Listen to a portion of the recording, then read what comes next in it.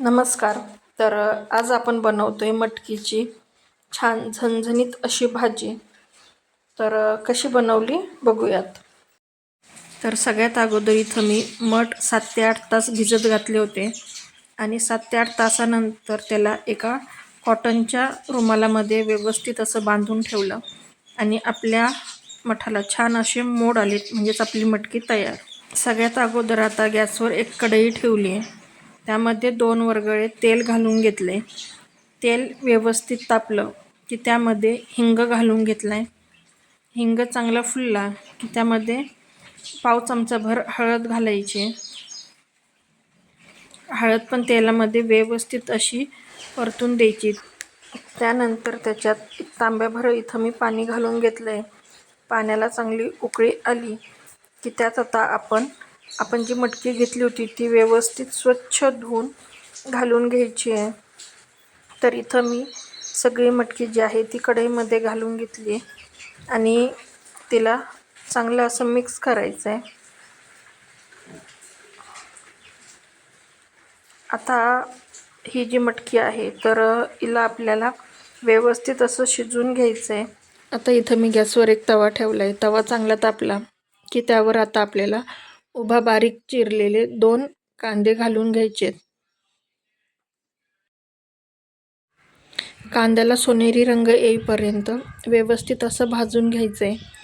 तर इथं या पद्धतीने मी कांदा सोनेरी रंगावर भाजून घेतला आहे.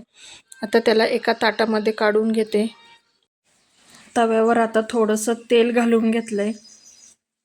तेल चांगलं गरम झालं की यात आता आपल्याला खोबरं व्यवस्थित असं भाजून घ्यायचं आहे. तर खोबरं चांगलं व्यवस्थित असं भाजून झालं आहे. याला पण ताटामध्ये काढून घेते. शिल्लक राहिलेल्या तेलामध्ये इथं मी लसूण आणि अद्रक दोन्ही पण व्यवस्थित असं भाजून घेतलं आहे. तर इथं आपलं कांदा, खोबरं, लसूण आणि अद्रक हे व्यवस्थित असं भाजून झालेत. त्यात आता मी 1 टोमॅटो कापून घातला आहे.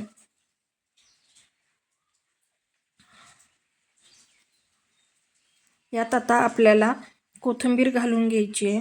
तर इथं मी थोडीशी कोथिंबीर या पद्धतीने वाटणामध्ये घालून घेते. आणि आता हे जे वाटण आहे हे आपल्याला मिक्सरला व्यवस्थित असं बारीक वाटून घ्यायचं आहे. तर इथं आपलं जे वाटण आहे तर ते मिक्सरला वाटून झालंय. तर हे बघा, या पद्धतीने जे वाटण आहे ते मी बनवून घेतले. गॅसवर इथं मी कढई तापवायला ठेवली होती. त्यात आता मी थोडंसं तेल घालून घेते. तेल व्यवस्थित चांगलं असं गरम होऊन द्यायचं आहे. त्यानंतर त्याच्यामध्ये 2 तेजपत्ता आपल्याला घालून घ्यायचा आहे. तर या पद्धतीने इथं मी 2 तेजपत्त्याची पानं घालून घेतली आहेत. त्यानंतर आपण जे वाटण केलं होतं तर ते वाटण आपल्याला आता कढईमध्ये घालायचं आहे. तर इथं मी सगळं आपलं जे वाटण आहे ते कढईमध्ये घालून घेते आणि व्यवस्थित असं याला मिक्स करून घ्यायचं आहे. आता आपला मसाला खाली चिकटू नये म्हणून आपली जी मटकी आपण एका बाजूला शिजायला घातली होती तर त्याचं जे पाणी आहे ते आपल्याला कढईमध्ये थोडं थोडं घालून घ्यायचं आहे. म्हणजे आपला जो मसाला आहे तर तो खाली चिकटणार नाही. आता याच्यामध्ये आपण मसाले घालून घेणार आहे. तर सगळ्यात अगोदर 1 चमचा इथं मी लाल तिखट घालून घेते. त्यानंतर 1 चमचा कांदा लसूण मसाला, 1 चमचाभर धना पावडर,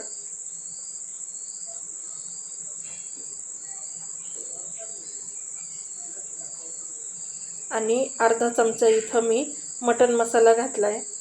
तर हे सगळे मसाले आपल्याला व्यवस्थित असे मिक्स करून घ्यायचे आहेत. आता पुन्हा एकदा आपले जे मसाले आहेत तर ते खाली चिकटू नये म्हणून आपल्याला यात मटकीचं थोडंसं पाणी घालून घ्यायचं आहे. आणि आपले जे मसाले आहेत ते व्यवस्थित असे छान तेल सुटेपर्यंत आपल्याला इथं परतून घ्यायचे. म्हणून इथं मी एक झाकण ठेवलं आहे. 2 मिनिटानंतर हे झाकण काढते. तर हे बघा, मसाला छान व्यवस्थित असा परतला गेला आहे. मसाल्याला तेल पण सुटलं आहे. एकदा व्यवस्थित असा मसाला मिक्स करून घ्यायचा आहे. आपली मटकी पण छान शिजून झाली आहे. आता शिजलेली मटकी आपल्याला या मसाल्यामध्ये घालून घ्यायची आणि पुन्हा एकदा याला व्यवस्थित असं मिक्स करायचं. यात आता गरम पाणी घालून घ्यायचं आहे. तर आपल्याला किती पातळ मटकीची भाजी हवी आहे त्यानुसार आपल्याला इथं गरम पाणी घालून घ्यायचं आहे. गरम पाणी घातल्यामुळं काय होतं, आपली जी भाजी आहे तर तिला छान अशी तरी येते. तर इथं मी गरम पाणी घालून घेतलं आहे. तर आपल्या भाजीला आता इथं उकळी यायला सुरुवात झाली आहे. तर एकदा व्यवस्थित असं मिक्स करून घ्यायचं आणि कमीत कमी 5 ते 7 मिनटं ही भाजी स्लो गॅसवर शिजून द्यायची आहे. म्हणजे आपली भाजी छान शिजते आणि तरी पण छान येते. सगळ्यात शेवटी आपल्याला वरून चिरलेली कोथिंबीर घालायची आहे. तर इथं मी चिरलेली कोथिंबीर घालून घेतली. तर अशा पद्धतीने आपली काळ्या वाटणातील मटकीची भाजी बनून तयार झाली आहे. आता ही मटकीची भाजी मी एका बाउलमध्ये काढून घेते. तर अशा पद्धतीने आपली इथं काळ्या वाटणातील मटकीची भाजी बनून तयार झाली आहे. ह्या भाजीमध्ये जर फरसाण टाकून खाल्लं तर याची टेस्ट अजूनच वाढते. तर ही भाजी तुम्ही घरी नक्की ट्राय करून बघा. आणि अजूनही माझ्या फूडी फ्रेंझी या चॅनलला सबस्क्राईब केलं नसेल तर नक्की सबस्क्राईब करा आणि बाजूला जे बेल आयकॉन आहे त्यावर क्लिक करा. त्यामुळे माझ्या येणाऱ्या नवनवीन व्हिडिओचं पहिलं नोटिफिकेशन तुम्हाला मिळेल.